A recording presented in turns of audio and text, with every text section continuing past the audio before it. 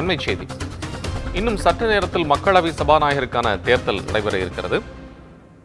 மிகுந்த எதிர்பார்ப்புகளுக்கு மத்தியில் இந்த தேர்தல் நடைபெற இருக்கிறது.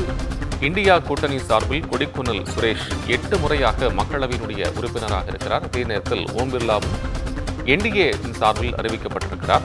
கடந்த முறை சபாநாயகராக இருந்த ஓம் பிர்லா இந்த முறை மீண்டும் போட்டியிடுகிறார். அதேபோல இந்தியா கூட்டணியின் சார்பில் அனைவரும் சேர்ந்து ஆதரித்த நிலையில் கொடிக்குன்னில் சுரேஷுக்கு இந்த பதவி வழங்கப்பட வேண்டும் என்று கோரிக்கை வைக்கப்பட்ட சபாநாயகர் பதவி, துணை சபாநாயகர் பதவியும் கொடுக்கப்பட வேண்டும் என்று சொல்லப்பட்ட சூழ்நிலையில் தற்போது தேர்தல் நடைபெற இருக்கிறது. விவரங்களுடன் செய்தியாளர் காவியா இணைப்பில். காவியா, இந்த சபாநாயகர் தேர்தல் தொடர்பான விவரங்கள் சொல்லுங்க. இந்திய கூட்டணி தரப்பிலும் சரி, அதே போல என்டிஏ கூட்டணி தரப்பில் இருக்கக்கூடிய விவரங்கள் என்ன?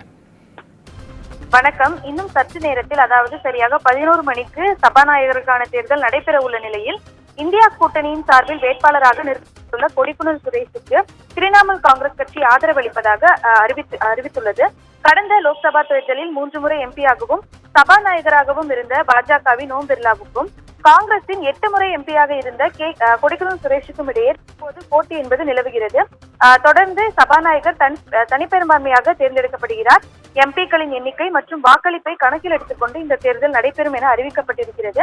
இருப்பினும் 7 எம்பிக்கள் மற்றும் எதிர்கட்சிகள், அதாவது 7 எம்பிக்கள், 5 எதிர்கட்சி எம்பிக்கள் மற்றும் 2 சுயேட்சை எம்பிக்கள் தற்போது வரை பதவி பிரமாணம் செய்யாததால் அவர்களால் வாக்களிக்க முடியாது என்பதும் குறிப்பிடத்தக்கது.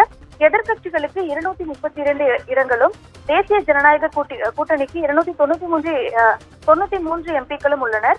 இது ஒய்எஸ்ஆர் காங்கிரஸ், ஜெகன்மோகன் ரெட்டியின் அந்த ஒய்எஸ்ஆர் காங்கிரஸ் கட்சியும் பாஜக தலைமையிலான என்டிஏ கூட்டணிக்கு ஆதரவளிப்பதாக முன்னதாக அறிவித்திருந்தது. இந்த நிலையில்தான் தற்போது ஆரம்பத்தில் கொடிக்குன்னில் சுரேஷின் முடிவு ஒருதலை பட்சமானது என முன்னதாக காங்கிரஸை விமர்சித்திருந்த திரிணாமுல் காங்கிரஸ் கட்சி தற்போது அவருக்கு ஆதரவளிப்பதாக அறிவித்துள்ளது. முன்னதாக 18வது மக்களவை கூட்டத்தொடர் தொடங்கி நடைபெற்று வந்த நிலையில் சபாநாயகர் பதவிக்கு வேட்புமனு தாக்கல் செய்வதற்கான காலம் நேற்றுடன் நிறைவடைந்தது.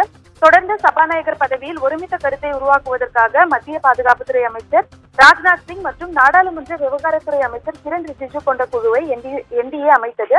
காங்கிரசின் மல்லிகார்ஜுன கார்கே, தமிழ்நாட்டின் முதலமைச்சர் மு.க. ஸ்டாலின், டிஎம்சி தலைவர் மம்தா பானர்ஜி உள்ளிட்டோருடன் இந்த குழு பேச்சுவார்த்தை நடத்தியதாகவும் கூறப்பட்டது. இதையடுத்து பேட்டியளித்த காங்கிரஸ் எம்பி ராகுல் காந்தி என்டிஏவின் சபாநாயகர் தேர்வுக்கு ஆதரவளிப்பதாகவும், ஆனால் துணை சபாநாயகர் பதவி எதிர்கட்சிக்குத்தான் வழங்கப்பட வேண்டும் என வலியுறுத்தியதாகவும் குறிப்பிட்டிருந்தார். ஆனால் வேட்புமனு தாக்கல் செய்வதற்கு 10 நிமிடங்களுக்கு முன்பு வரை என்டிஏ தரப்பில் எந்த பதிலும் அளிக்கப்படவில்லை. இதனால் தொடர்ந்து என்டிஏ தரப்பில் இருந்து ஓம் பிர்லாவும் இந்தியா கூட்டணி தரப்பில் இருந்து கொடிக்குன்னில் சுரேஷும் சபாநாயகர் பதவிக்கான வேட்புமனுவை தாக்கல் செய்தனர். இதையடுத்து இன்று காலை சரியாக 11 மணிக்கு சபாநாயகர் தேர்தல் நடத்தப்படும் என அறிவிக்கப்பட்டிருக்கிறது.